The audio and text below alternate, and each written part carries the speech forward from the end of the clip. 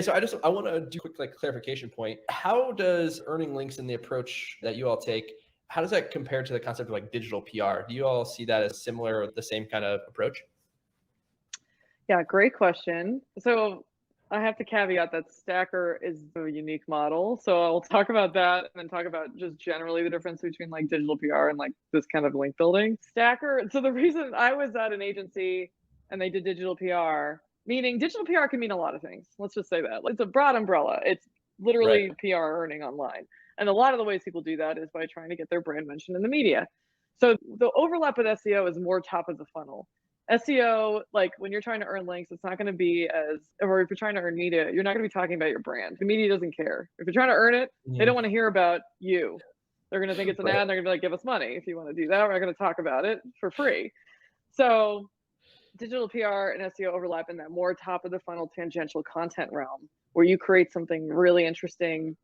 And we'll talk about what that can look like, a piece of content that is newsworthy that publishers want to cover, and then they cite you as the source. So overlapping with digital PR, because you are still earning media for your brand, it's just not, digital PR also includes stuff about your company, about your brand, about your founder, about your story. And that's not really going to work super well with the SEO link earning approach because media is not going to be as interested in that. But PR people know how to go out and get that kind of coverage without building a piece of content. And that's why they're not synonymous with each other.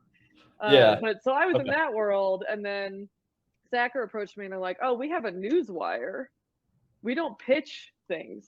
We send them out and they choose whether to run it, which was fascinating to me because I was like, pitching is one of the hardest parts of this. I think it's really difficult.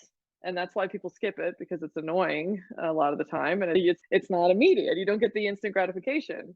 Sometimes you get no response or an angry one. So not often if you're doing a job. But so we create stories on behalf of our brand partners, like newsworthy stories. Again, these aren't press releases or anything super branded.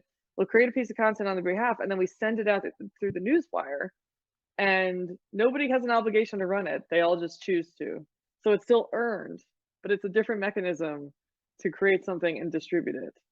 So if you're doing this, you're going to have two pieces. You have the creation of the content, and then you have the distribution of it or the promotion of it. Typically is like a digital PR approach where you're sending an email, hopefully personalized. You've spent time targeting the right writers.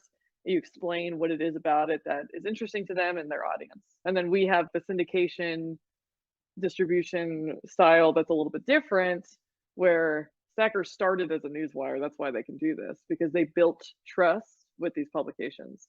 And that's the hard part. And same with pitching. It's building the trust, establishing yourself and your own company as an authority. It's all authority. Everything's authority. So yeah, we can dive into anything specific, but in general, digital PR does include more than what we're talking about today, but it certainly overlaps. And that's why you'll hear that phrase mentioned a lot in terms of building.